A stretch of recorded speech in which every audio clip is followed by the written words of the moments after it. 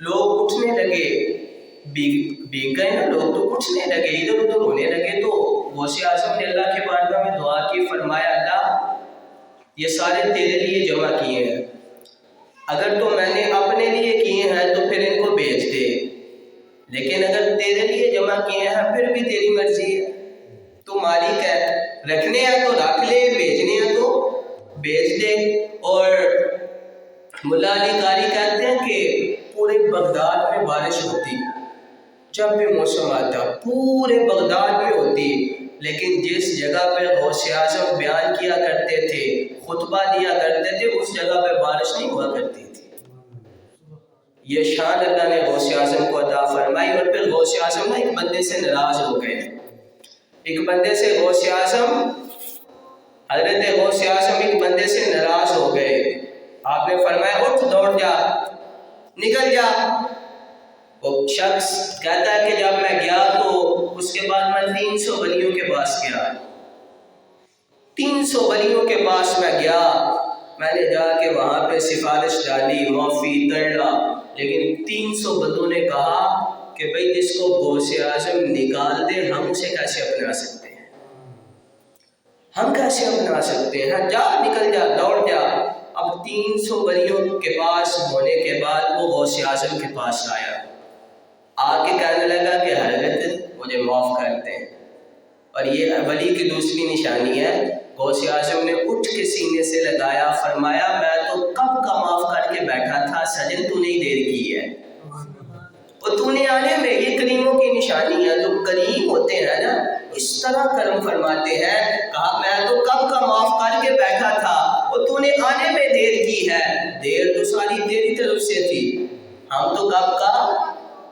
معاف کر کے بیٹھے ہیں۔ اور حضرت غوث اعظم رضی اللہ تعالیٰ عنہ، آپ کی شان کا اندازہ اس بات سے بھی لگائیں کہ ایک دن نا آپ کو وجد آیا، آپ مجمع سے خطاب فرما رہے تھے تو وجد آیا، آپ نے یوں اوپر نظر اٹھا کے دیکھا تو حضرت خضر علیہ السلام گزر رہے تھے، خضر علیہ السلام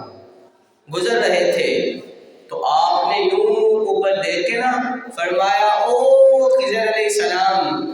ذرا آئے نا بنی اسرائیل کے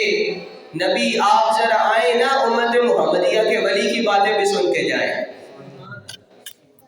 یہ غوث اعظم کی شان ہے، کہتا میں نہیں مانتا، میں نے کہا تو نہ مان، خدا کے فضل سے ہے ہم پہ سایہ غوث اعظم کا، دونوں جہاں میں ہے ہم،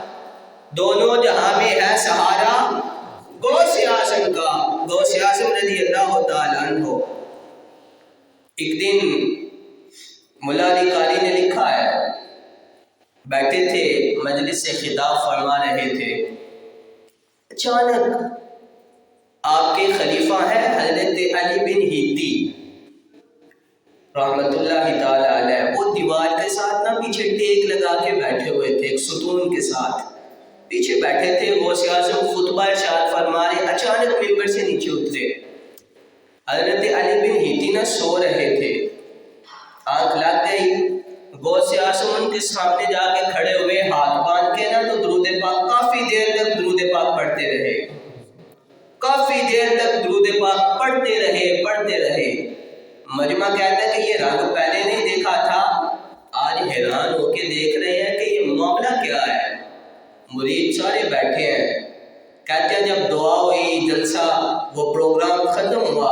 اب غوث اعظم کو وہ بندہ پوچھے، یہ تو کسی کی جرت ہی نہیں تھی، تو حضرت علی بن ہیتی کے پاس لوگ گئے، جا کے کہنے لگے کہ آج کیا واقعہ ہوا، آج کیا معاملہ بنا، تو حضرت علی بن ہیتی رونے لگے، زارو قطار رونے لگے، اور کہنے لگے لوگوں تم کسی عام بندے کے مرید نہیں ہو، عام پیر کے مرید نہیں ہو، میں سویا تھا تو میری قسمت کا ستارہ غوث اعظم کی وجہ سے جاگ گیا، اور میری خواب میں مدینے والے آ گئے، میں تو جاگتی آنکھوں سے رسول اللہ کا دیدار کر رہا تھا، غوث اعظم میں تو نیند میں حضور کا دیدار کر رہا تھا، غوث اعظم جاگتی آنکھوں سے رسول اللہ کا دیدار کر رہے تھے، جاگتی آنکھوں سے وہ نبی پاک کا دیدار کر رہے تھے۔ لوگوں تم کسی عام پیر کے ماننے والے نہیں ہو، تم تو بڑے خاص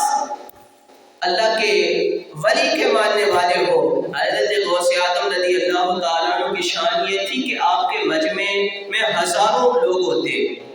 ہزاروں لوگ ہوتے. ملا علی قاری نے لکھا کہ ایک وقت میں 70,000 کے قریب آپ کے مجمع میں لوگ ہوتے تھے.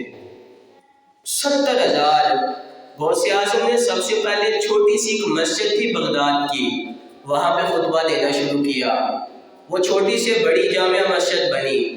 جامع مسجد کے بعد جب وہ بھی جگہ کم پڑ گئی, لوگوں کا ہجوم رش زیادہ ہو گیا, آپ نے بغداد کی عیدگاہ میں خطبہ دینا شروع کیا. تھوڑی دیر گزری, وہ بھی جگہ کم پڑ گئی. پھر صحراؤں میں کھلی جگہ پہ آپ نے ڈیرا لگایا. حضرت غوث اعظم کی کرامت یہ ہے کہ ملا علی قاری فرماتے ہیں کہ جب غوث اعظم بغیر اسپیکر کے تقریر کیا کرتے, لیکن جب بولتے تھے تو جس طرح کی آواز پہلے بندے کو آتی تھی, اس طرح کی آواز آخری بندے کو بھی آیا کرتی تھی. یہ کرامت, یہ شان اللہ نے آپ کو عطا فرمائی. اور آپ کے مجمع میں ہزاروں کی تعداد میں علماء ایسے ہوتے جو کاپی اور پینسل لے کے بیٹھا کرتے تھے کہ جو تفسیری نکتے آپ بیان کریں گے وہ سنیں گے, اور ان کو نوٹ کرنا ہے. نوٹ کرنے کے لیے علماء آپ کی مجلس میں بیٹھا کرتے. اور حضرت یحییٰ آپ کہتے ہیں کہ غوث اعظم جب بیان کیا کرتے, لوگوں کو واعظ و نصیحت کیا کرتے, اتنی چاشنی تھی آپ کی زبان میں, وہ لطافت تھی, اتنی حلوت تھی, اتنا سوز اور درد تھا کہ جب لوگوں سے خطاب کیا کرتے نا تو پھر 10 بندے ادھر سے کھڑے ہوتے, 15 ادھر سے کھڑے ہوتے, 20 ادھر سے, 25 ادھر سے. کہتے ہیں کہ ہزاروں کی تعداد میں روز لوگ آپ کی بارگاہ میں توبہ کر کے جایا کرتے تھے کہ آئندہ یہ گناہ نہیں کریں گے. کہتے ہیں ایک دن نا میں نے سوچا کہ کیوں نہ بندے گنے جائیں. پہلے کاؤنٹنگ کرنے کا کوئی آلہ موجود نہیں ہوتا تھا, تو پہلے وقتوں میں لوگ دھاگے کو نا گرا لگایا کرتے تھے, یعنی اگر ایک ہے تو ایک گرا, 2 ہے تو 2, وہ جتنے. کہتے ہیں میں دھاگا لے گیا تو میں دھاگا لے کے بیٹھ گیا. بیان کے بعد جب لوگ کھڑے ہوئے نا, لوگ توبہ کرنے لگے. ایک کھڑا ہوا, میں نے ایک دھاگا کو ایک گرا دی, دوسرا کھڑا ہوا, دوسری گرا دی, تیسرا کھڑا ہوا, تیسری گرا دی. کہتے ہیں کہ آہستہ آہستہ بندے اتنے زیادہ کھڑے ہونے لگ گئے, میں تھک گیا, میری سانس پھول گئی, مجھ سے بندے گنے نہیں جا رہے تھے. تو اچانک غوث پاک نے نا میری طرف دیکھا اور دیکھ کے کہنے لگے کہ یحییٰ, میں لوگوں کے دلوں کی گرہ کھول رہا ہوں, تو گرے لگائی جا رہا ہے, اور میں گرے کھول رہا ہوں, تو لگا رہا ہے. یہ تیرے بس کی بات نہیں ہے, چھوڑ دے, کیونکہ یہ غوث اعظم کی وجہ سے توبہ نہیں کر رہے, بلکہ یہ تو میرے رب کے فضل کی وجہ سے توبہ کر رہے ہیں. اور رب کا فضل گنا, رب کا فضل لامحدود ہے, لامحدود ہے, اس کا فضل گنا